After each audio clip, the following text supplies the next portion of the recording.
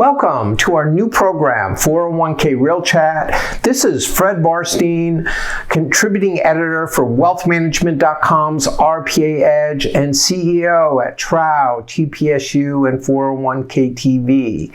I invite the most interesting, innovative, and impactful retirement and wealth management professionals that I know, asking them to provide open, honest, and candid answers to three important and at times difficult questions. So let's get real. This week, we host Brock Johnson, President, Retirement Solutions at Morningstar Investment Management. Welcome, Brock.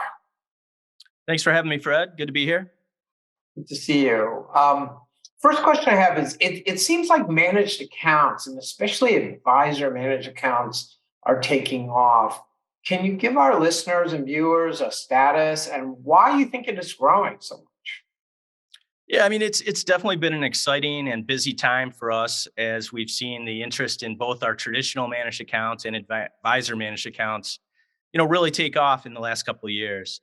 I've been at Morningstar since we launched our original managed account product, and it's been, pretty fun to see how the markets have evolved over the years and see the interest and demand for personalized advice finally take center stage. And so, as you said, despite kind of tough markets, our growth in managed accounts has been tremendous. I guess I'd point to a few different factors that are attributing to that growth. The first reason, I just think participants are hyper-focused on personalization. We see the need for personalization in all walks of our lives, everyday things, whether you're going to the movies and mixing up different types of soda to get the drink you want, the way you can customize your shoes, buy a car. And it's no different in the retirement space. There are no average individuals. Everyone's unique, and managed accounts is the only solution out there that treats each person as an individual. And we believe that call for personalization is only going to get louder. So I think that's a big reason, just the demand for personalization. Second, I guess I would say I'd point to our technology capabilities and the access and availability that we have to just data. And it's rapidly evolved over the years. And what that allows us to do is to truly personalize the solutions for every participant. I think if you look back at the early days of managed accounts, there was some obstacles around the perception or lack of participant data to truly differentiate a managed account from a target date fund, as an example. But today, we have record keepers giving us 14, 15 unique data points, and that's before participants even add additional detail to their situation. So even if we have a participant that's not engaged at all, we can still provide them with a truly personalized portfolio.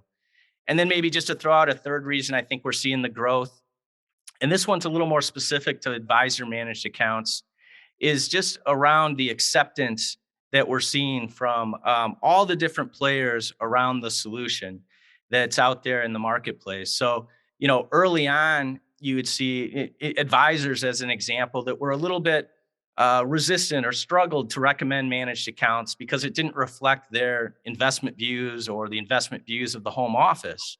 Well, advisor managed accounts has changed that without altering the benefits of the underlying service at all. And so now advisors can stand behind the investment recommendations because it aligns really well with their thinking.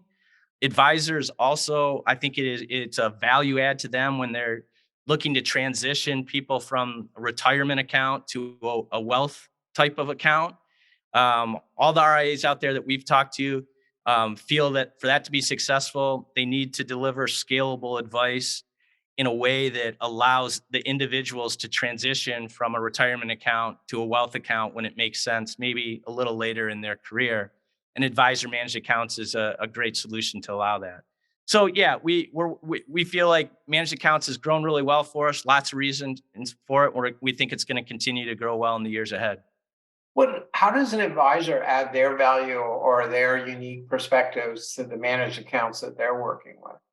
Yeah, so they can come in and they can basically set up, they can have their viewpoints that are embedded in it. They can leverage our technology in order to basically create the solution and deliver it into the marketplace. So in the past, advisors may have felt like they were a little bit outside of the solution. and therefore, couldn't get behind it. Today, they're basically right embedded in it. We can take into account their investment viewpoints and build that right into the solution so that they can feel good about it and stand behind it. One of the keys for advisor managed accounts, all managed accounts actually, is the connectivity to record keepers. How do you do that, and how many record keepers do you work with presently? Yeah, I mean, you said it really well. Connectivity is key for advisor managed accounts to work. Advisors and their clients need record keeper choice. We're currently working with 23 record keepers today, and that puts us in a great position to offer both our traditional managed accounts and advisor managed accounts. And we already have 10 record keepers that are up and running with the advisor managed account solution. We expect that number to grow to at least 15 by the end of next year. And we're just growing, month after month. And it took us a long time, many years to grow that network of record keeping clients, but it's really paying off for us today, not only for us and the solutions we provide, but also the clients, because we can connect solutions in different ways than we have in the past. I do think that's a strength that we can bring together record keepers with RIA firms, with broker dealers, and even asset managers, and it allows us just to to create these solutions, not only the ones that exist today, but hopefully help our clients, help the industry create innovative solutions that are going to help participants, going forward as well. And are record keepers generally cooperative, and has that changed over time?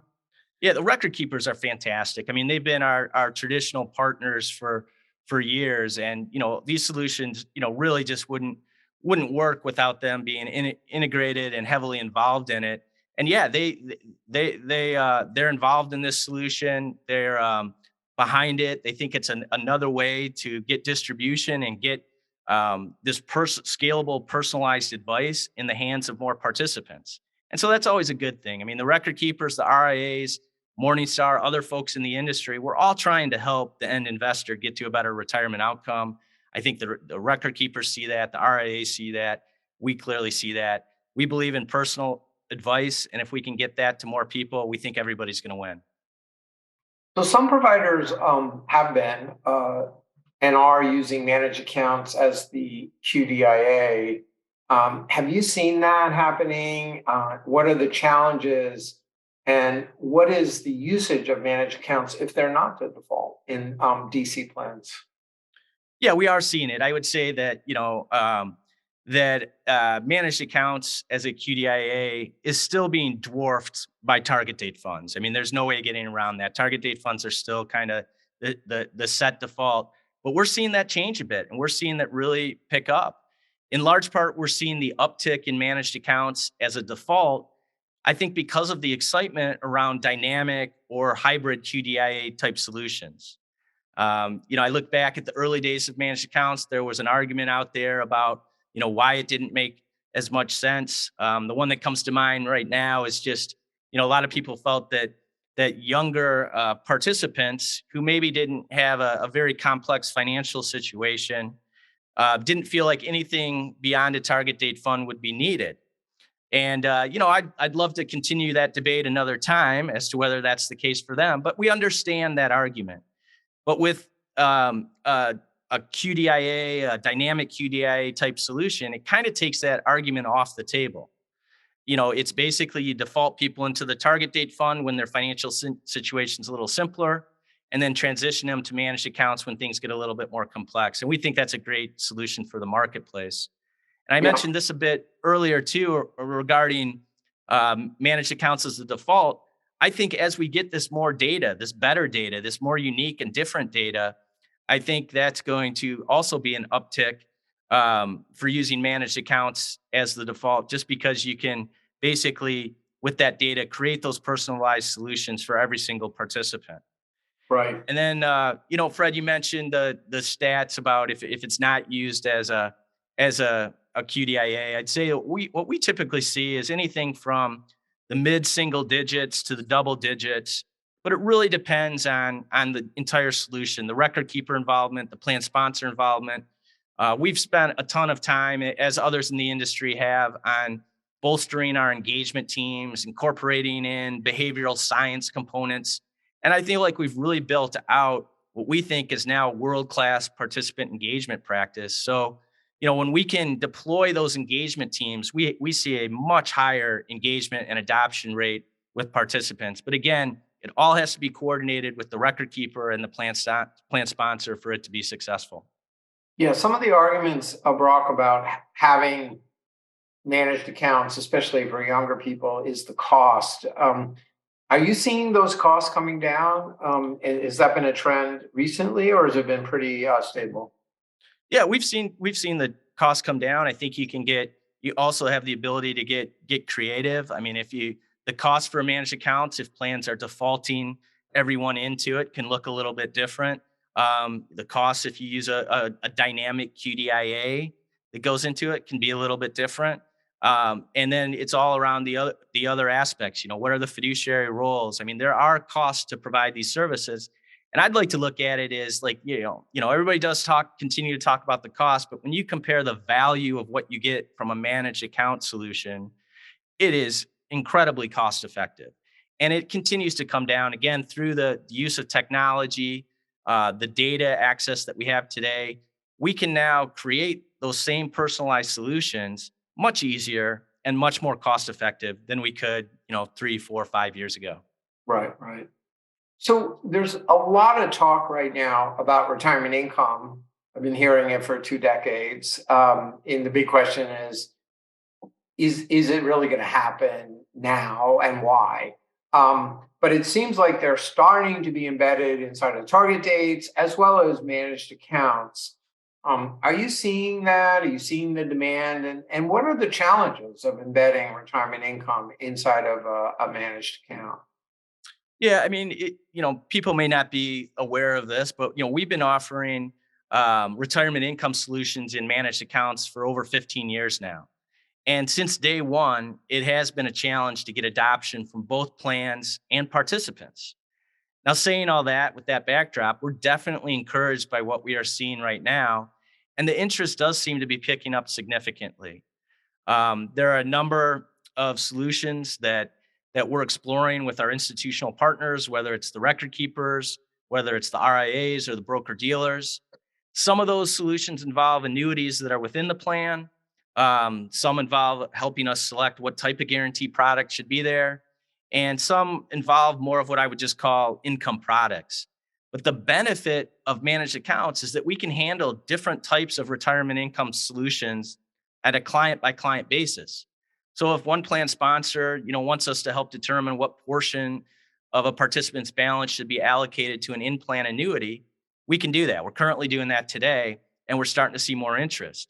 Other plans may want to basically help us determine what percentage of the portfolio should go to the annuity, but they want it to be an out of plan annuity. For this, we recently launched a service tied to the Hewler Income Solution, which provides for an out of plan immediate annuity. And then I guess the point I'd make on this is regardless of whether the solution's in plan or out of plan, we think it should be the allocation to the annuity should be a very personalized allocation based on the individual's circumstance, not just a generic recommendation, but personalized to their specific need. Managed accounts allows you to do that really better than any other offering in the marketplace. And so, yeah, we're seeing it pick up. The challenges, I think, are the ones that have been around forever. Just the understanding of annuity, they're complex, but if basically have it as part of the managed account solution, I think it fits really well. And yeah, I would agree with you, Fred. People have been talking about this for years and years and years. It does feel a little bit different to us right now. It does feel like this might be the time where annuities are going to be playing a little bit more of a central role into the retirement solutions going forward.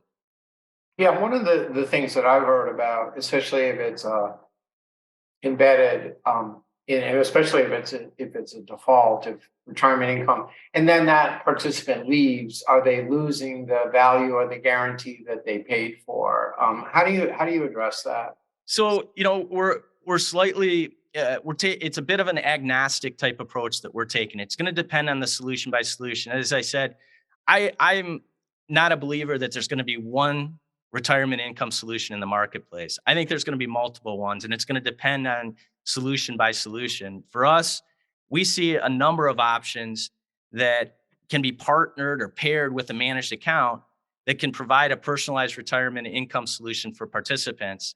And again, some of those solutions you might have a little more flexibility about taking it with you. Other ones might not. It's just going to basically depend on what the solution looks like. But I don't think there's going to be a one size fits all solution around retirement income um, Yeah. for our space. So, with the demand and actually the expectation of personalization, with costs coming down, especially as you get more record keepers and data flowing, and the potential ability to address the retirement income,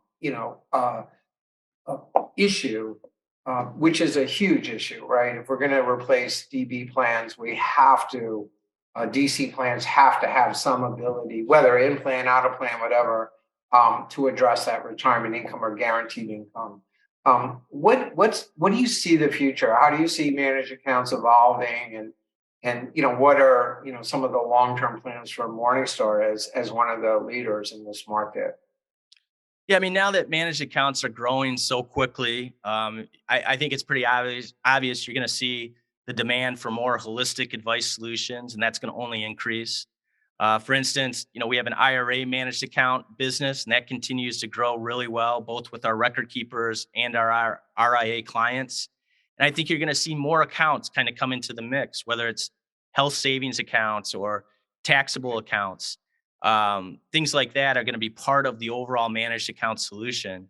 We also think there's a market for more holistic financial advice beyond just the retirement account that's going to address things like emergency savings and insurance, debt, and even taking loans. And we're at Morningstar. We're excited to look at how to tackle these issues through a managed account structure. We think that the advances in technology, that strong network that I talked about among the RIAs, record keepers, broker dealers, all our partners are going to be able to create these unique solutions going forward. You asked from a Morningstar perspective. I mean, we're building out a seamless ecosystem that we're going to allow users to not only improve their retirement outlook, which is super important, but also their overall financial outlook. And that's really exciting to us. We think it's going to be a really powerful solution. I think it's only possible because of these connections, the access to the data that we've had now more today than we've ever had before. And I think you're going to see some more pretty exciting industry changing things coming out from Morningstar in the days ahead. I mean, I love this industry. The biggest thing I love about it is that there's still more work to be done. There's still more innovation that can occur and actually needs to occur in order to get participants to those better outcomes that we're all trying to get to. It's not easy for any of us in the industry, but I think the industry has done a great job. And I think we're well positioned to continue to help investors get to better outcomes again going forward. And one of the big struggles, our audience is, primarily the retirement plan advisors, but, being on the wealthmanagement.com platform, we have a lot of wealth advisors, financial planners. Do you think that managed accounts, we were at that Spark meeting together where we were in that panel about how do we get wealth advisors interested in DC plans? And so far we haven't seen that. Do you think managed accounts could bridge that where it's working with the individuals as well as the plan? I absolutely do. And I think it's actually potentially going to be one of the biggest areas that's going to help transition from retirement to wealth and, in a scalable way. So you're Right. going to see things that, we could basically come through, identify a group of participants, provide them with more holistic solutions Right. around HSAs, around outside accounts, things like that, and identify those that would be a good fit to be to work with the wealth advisor. And I Right. think they go seamless together. I mean, you go to these conferences today, you hear about wealth and retirement coming together. I would add health into that as a third one. I'm a firm believer that it's not just health, it's not just wealth and retirement, it's wealth, retirement, and health that are all coming together. And I think the managed account structure is the perfect way to provide scalable advice to the masses, but then also help identify where certain participants, certain individuals might be a fit to go on and be meeting with a wealth advisor. So you're going to hear a lot more from us about that. We have a lot of things in the works. Again, through that network, through the data that we have all the pieces to pull it together. And you're going to be hearing more about these more holistic solutions from us that include helping the transition from retirement to wealth in 2023 and 2024. Yep, it's all about the convergence at the workplace. So great. Well, thank you for your time today. Thanks for all the work you've done in the industry. And thank you, everyone, for watching 401k Real Chat. Brock, good to see you, as always. And please let me know if there's anyone else you'd like to see and answer questions like this. Otherwise, see you again soon on 401k Real Chat. Thanks, Brock. Thank you, Fred. Always good to talk to you. Talk to you.